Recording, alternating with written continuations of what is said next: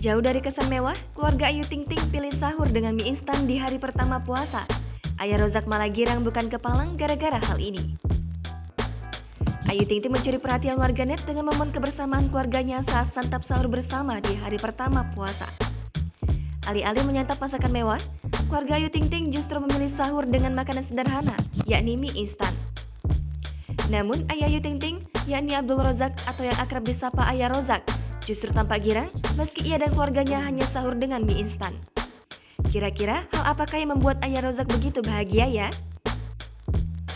Baru-baru ini, Ibu Ayu Ting Ting yakni Umi Kalsum membagikan momen kebersamaan keluarganya saat sahur bersama di kediaman mereka.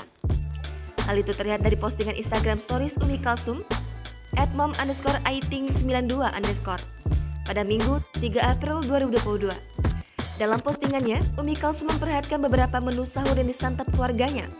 Menariknya, menu sahur keluarga Ayu Ting Ting sangatlah sederhana dan jauh dari kesan mewah, yakni mie instan rebus, kornet, dan sayur pindang. Meski sahur hanya dengan masakan sederhana, namun Ayah Rozak mengaku senang. Pasalnya, di momen Ramadan kali ini, Ayah Rozak memiliki menantu laki-laki, yakni Nanda Farizal yang tak lain adalah suami dari adik Ayu Ting Ting. Umi Kalsum bahkan juga membagikan momen suami, kedua putrinya, dan sang menantu yang tengah sahur bersama di satu meja makan. Kehadiran sosok Nanda Farizal rupanya menjadi kebahagiaan tersendiri bagi Ayah Rozak. Pasalnya, dalam postingan Umi Kalsum tersebut, Ayah Rozak mengatakan bahwa ia senang akhirnya memiliki seorang anak laki-laki di keluarganya.